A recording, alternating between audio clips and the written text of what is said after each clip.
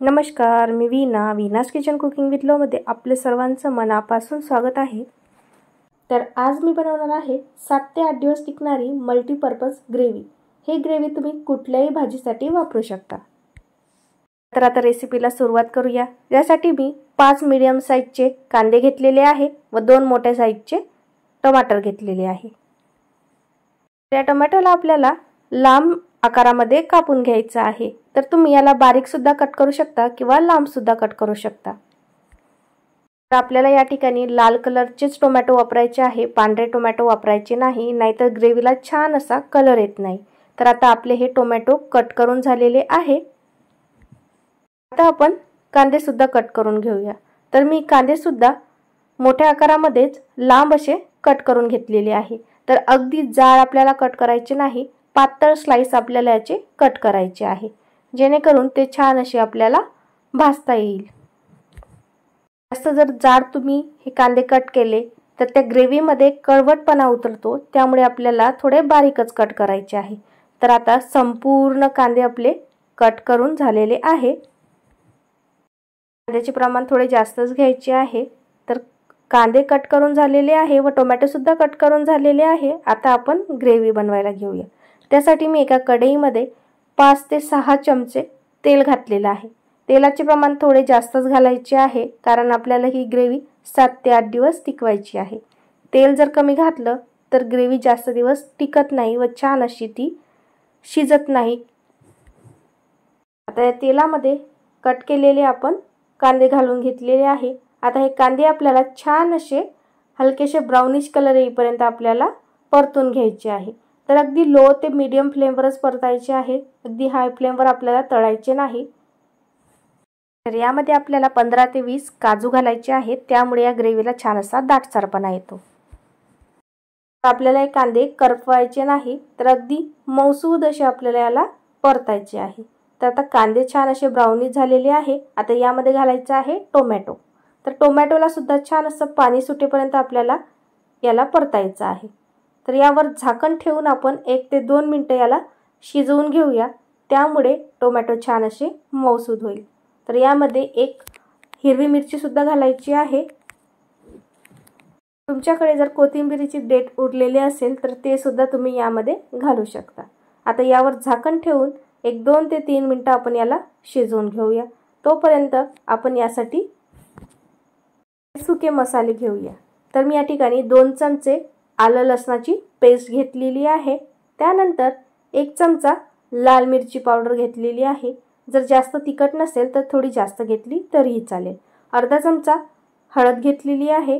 1 चमचा मसाला घ्यायचा आहे व अर्धा चमचा यामध्ये धनेपूड घालायची आहे। 1 चमचा यामध्ये जिरेपूड घालायची आहे व हे संपूर्ण मसाले आपल्याला या आलं लसणाच्या पेस्ट मध्ये मिक्स करायचं आहे। तर यामध्ये हे छान असे मिक्स झाले की यामध्ये आपल्याला घालायचं आहे पाणी।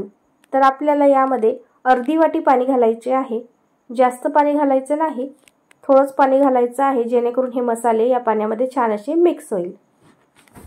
आता हे छान असे मसाले या पाण्यामध्ये व या आलं लसणाच्या पेस्ट मध्ये मिक्स झालेले आहे व आपला जो कांदा व टोमॅटो आहे तो सुद्धा छान असा मऊसूद शिजलेला आहे। तुम्ही बघू शकता छान असा मीडियम टू लो फ्लेमवर आपल्याला याला शिजवायचा आहे, जेणेकरून तो छान असा मऊसूद शिजला जाईल। तर आता हे छान असं शिजलेलं आहे। आता याला छान असं पाणी सुद्धा सुटलेलं आहे। आता आपण याला एका मिक्सरच्या भांड्यामध्ये काढून घेऊया। तर अगदी थोडीशी आपल्याला यामध्ये कोथिंबीर घालायची आहे व याला 1 मिनिटभर आपल्याला छान असं परतून घ्यायचं आहे। कोथिंबीरीचे तुम्ही काड्या सुद्धा तुम्ही यामध्ये वापरू शकता, परंतु अगदी जास्त घालू नका, थोडीच आपल्याला यामध्ये कोथिंबीर घालायची आहे। आता हे छान असं शिजलेलं आहे। आता आपण याला काढून घेऊया। मिक्सरच्या भांड्यामध्ये काढून आपण थंड झाल्यानंतर याला छान असं बारीक वाटून घेणार आहोत। तर यामध्ये आपल्याला पाणी घालायचं नाही, कारण यामध्ये टोमॅटो घातल्यामुळे याची ऑलरेडी छान अशी फाईन पेस्ट होते। तर आता मी एक कढई घेतलेली आहे, त्यामध्ये 4 ते 5 चमचे तेल घेतलेलं आहे।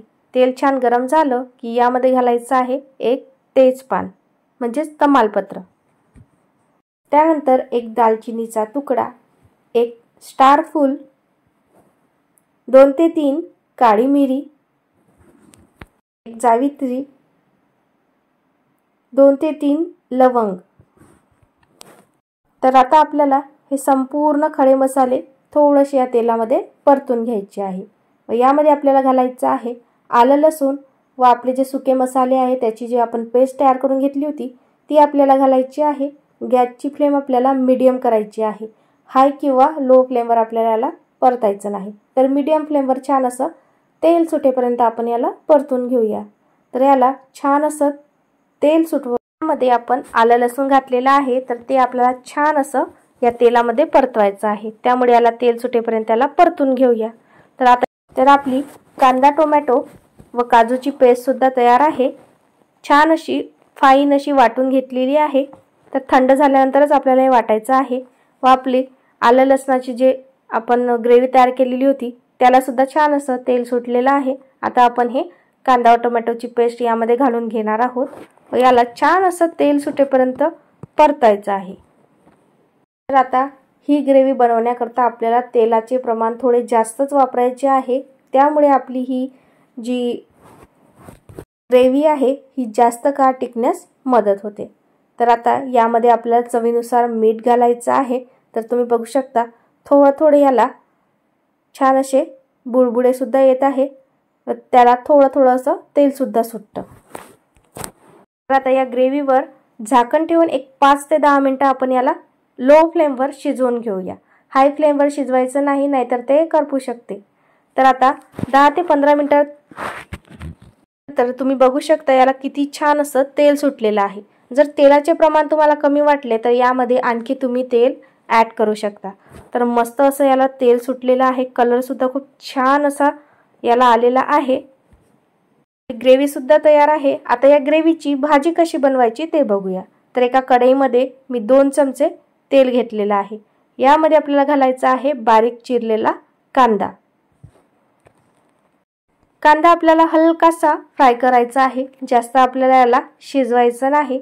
हलकासा आपल्याला याला फ्राय करायचा आहे आणि मोठाच कांदा आपल्याला चिरायचा आहे, अगदी बारीक कांदा आपल्याला चिरायचा नाही। यामध्ये आपण जी मल्टीपर्पज ग्रेव्ही तयार केलेली होती ती घालायची आहे। तुम्हाला जेवढी भाजी बनवायची असेल तेवढी तुम्ही यामध्ये ही ग्रेव्ही घालायची आहे व तेलामध्ये 1 ते 2 मिनिटे तुम्हाला परतायचं आहे। तेलाचे प्रमाण थोडे जास्तच घ्यायचे आहे। तर याला छान असं या तेलामध्ये आपल्याला मिक्स करायचं आहे, जेणेकरून याला थोडं आणखी तेल सुटेल। मल्टीपर्पज ग्रेव्ही 7 ते 8 दिवस टिकण्याकरता आपल्याला या ग्रेव्हीमध्ये पाण्याचा वापर अगदी कमी करायचा आहे। जास्त प्रमाणात आपल्याला यामध्ये पाणी घालायचं नाही, नाहीतर ही ग्रेव्ही लवकर खराब होऊ शकते। याला छान असं तेल सुटलेलं आहे। यामध्ये आता घालून घेऊया आपण गरम पाणी। तर कळकळीत गरम पाणीच आपल्याला घालायचं आहे। थंड पाणी घातलं की ग्रेव्ही थोडीशी पांढरी होते, त्यामुळे आपल्याला यामध्ये गरम पाणी घालायचं आहे व 1 ते 2 मिनिटं मीडियम फ्लेमवर या ग्रेव्हीला शिजवायचं आहे। तर मस्त अशी ग्रेव्ही शिजलेली आहे। आता यामध्ये घालायचे आहे कोफ्ते। तुम्ही याऐवजी यामध्ये पनीर किंवा आणखी कुठली भाजी सुद्धा घालून ही भाजी तयार करू शकता। तर तुम्हाला ही जी कोफ्त्याची रेसिपी आहे ती जर डिटेलमध्ये पाहायची असेल तर मी माझ्या चॅनलवर या भाजीची रेसिपी अपलोड केलेली आहे, त्याची मी लिंक डिस्क्रिप्शनमध्ये दिलेली आहे, त्यावर जाऊन तुम्ही ही भाजी संपूर्ण बघू शकता। हे कोफ्ते आपल्याला 1-2 मिनिटं या भाजीमध्ये शिजवायचे आहे, जास्त वेळ शिजवायचे नाही, नाहीतर ही जी ग्रेव्ही आहे ही खूप जास्त आटते व अगदी घट्ट होते। त्यामुळे आपल्याला 1-2च मिनिटं या भाजीला या कोफ्त्यांमध्ये शिजवायचं आहे। तर आपली मस्त अशी ही भाजी तयार झालेली आहे। तुम्ही बघू शकता मस्त असा याला कलर सुद्धा आलेला आहे आणि चवीला तर अतिशय उत्तम होते। त्यामुळे अशी ही मल्टीपर्पज ग्रेव्ही तुम्ही नक्की ट्राय करून बघा। व्हिडिओ आवडल्यास व्हिडिओला लाईक करा, शेअर करा।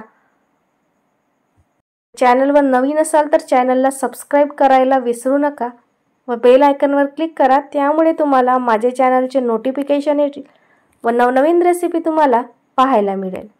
तर आता अशाच एका नवीन रेसिपीमध्ये भेटूया। तोपर्यंत मस्त रहा, स्वस्त रहा, खात रहा। धन्यवाद।